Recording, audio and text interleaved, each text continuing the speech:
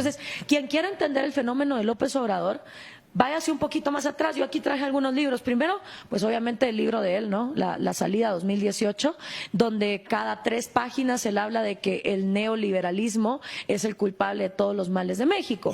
Yo tuve un debate en mayo reciente con Antonio Antolini en otra estación de radio y le decía, bueno, explícame qué es neoliberalismo, porque si nos vamos al concepto, neo significa nuevo y liberalismo pues es una corriente que empezó en el siglo XIX demarcando que el gobierno debería estar absolutamente separado de la economía. El gobierno no debería ser dueño de ningún recurso, ni del petróleo, ni del agua, ni de las tierras, ni de nada. ¿Me puedes explicar en qué momento histórico en América Latina ha habido liberalismo como para que hablemos de que un neoliberalismo es el culpable de todos los males? No me lo pudo responder. Claro que no. El norte es otro. Que no tengo respuestas fáciles. No tengo respuestas inmediatas para dar certezas entonces cerradas. Entonces no vengas a dicotómicas. debates, porque el problema es que uno puede venir a un debate cuando uno no tiene cómo definir las cosas, Antonio. ¿Qué es neoliberalismo? No estamos nosotros intercambiando tazos. No lo puedo responder. No tiene ningún argumento. Pero cuando vemos lo que sí ha habido en América Latina, es que ha habido periodos donde a la gente se le ha vendido la idea de que vamos a tener libre mercado, de que va a haber liberalismo, y quien quiera entender qué es todo lo que México no hizo bien, como para que la gente se hartara y votara por López Obrador, pues lo invito a que se lea también este libro, que se llama El retroceso, súper pequeño, de Luis Pasos, donde explica todas y cada una de las cosas que el PRI y también el PAN dejaron de hacer para que México, antes de que este señor entrara, ya estuviera en el puesto 77 en el índice de libertad económica mundial. O sea, antes de que López Obrador llegara al poder, ya México es el país 77. Quiere decir que hay 76 países en el mundo donde es más fácil producir, trabajar, invertir y crear riqueza que en México. Entonces, ¿a dónde se van a ir las inversiones? Ahora, la gente dice que tanto libre mercado, tanta libertad económica fue lo que llevó a México a la debacle. No, ya no había libertad de mercado en México, ya había una cooptación corporativista donde solo los allegados al poder llegan a recibir favores. La única manera de romper eso es separar constitucionalmente al gobierno de la economía.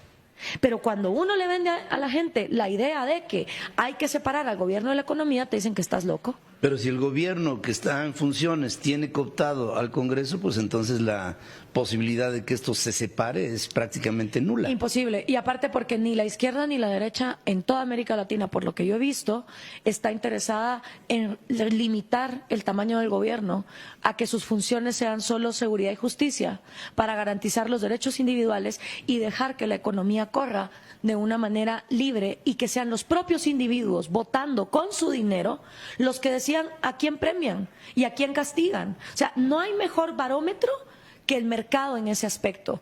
Porque, por ejemplo, cuando entraron empresas de aplicaciones para pedirte un taxi, los sindicatos de taxis que durante años estuvieron allegados a los gobiernos ofreciendo un pésimo servicio, no les quedó de otra que echarse para atrás, porque la propia gente, o sea, esa es la democracia más justa y más efectiva que hay, la de el individuo utilizando su dinero para decidir con quién premia, comprándole, y a quién premia y a quién castiga no comprándole. O sea, si confiamos en eso, ¿el mundo va a ser perfecto? No, el ser humano no es perfecto, siempre va a haber corrupción, pero por lo menos es menos corrompible a dejarle todo el poder económico a un Mesías que encima nos está hablando de cosas que no tienen ninguna lógica económica, como que hay cosas que son gratis. Sí, y que aparte, esas cosas que son gratis son financiadas por los que sí trabajamos. Exacto. Hasta que no podamos trabajar porque no tengamos, bueno, ni siquiera la posibilidad de que haya una capacidad de consumo.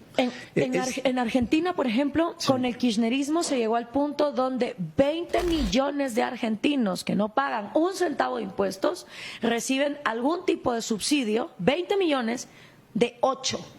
Que son los que trabajan. Que son los que trabajan. Y que claro, si tú estás dentro de esos 8 y te das cuenta que hay 20 que reciben, eventualmente esos 8 van a migrar, porque nadie es tonto, pues. Bueno, o sea, aquí hay, de cada 10 mexicanos que trabajamos, hay 6 que no tributan. Claro. Entonces, y te decía yo un dato, cuando le hablaba yo a Gloria de que estamos llegando a los Estados Unidos, en Estados Unidos hay 35 millones de mexicanos que producen 3 veces el Producto Interno Bruto de México, completo, ¿eh? ¿Por qué? ¿Falla el mexicano? No, falla el sistema en el que está inmerso. Y cuando estás en un sistema de libre mercado, de libre competencia, de libre pensamiento, entonces las condiciones son diferentes. Y esa es otra cosa, que hay mucha gente que dice, no, es que el latinoamericano genéticamente está diseñado para ser corrupto, o genéticamente está condenado a una cultura de corrupción. Y uno dice, bueno, esa misma persona se sube en un avión y ahí sí se pone el cinturón de seguridad, no se pasa los semáforos en rojo, bota la basura donde la tiene que botar. ¿Por qué? Porque no es que el latinoamericano esté condenado a ser corrupto, es que cuando las leyes no llevan castigos, nadie las cumple. Y lo que pasa en América Latina es que los gobiernos hacen demasiado de lo que no tienen que hacer, como por ejemplo andar regalando privilegios económicos, ya sea a gente en carencias con subsidios o a empresarios dándoles proteccionismos y privilegios que los protegen de la libre competencia. Eso es lo que el gobierno no debería de hacer, pero lo que sí debería de hacer no lo hace, que es garantizar la seguridad y justicia. Nuestras cárceles, nuestro sistema judicial, la imparcialidad de los juzgados, de las cortes, la falta de que se pueda tener una justicia pronta y certera en estos países. Siempre el organismo judicial es el menos financiado, cuando debería de ser la columna vertebral de todos los gobiernos en América Latina. Y siempre estamos preocupados de quién será el próximo presidente. Eso debería ser irrelevante si existe un sistema de justicia parejo. ¿Este país, México, ya es socialista? En algunos aspectos sí, y de hecho ya... No, pero es que es como el embarazo. O estás o no estás embarazada. Lo que ocurre es que hay grados. O sea, si nos vamos al mismísimo Carlos Marx, acuérdate que son 10 pasos para llegar a lo que él esperaba fuera un comunismo utópico. Entonces hay grados de socialismo. Y tú lo puedes ver...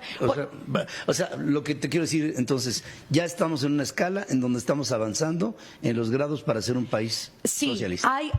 Hay rubros en México, por ejemplo, la educación y la salud se manejan con una lógica marxista, con una lógica socialista, que eventualmente va a reventar, porque no hay manera financiera de sostener a largo plazo lo que hoy se está dando. Además, yo te digo una cosa, digamos, dijiste educación.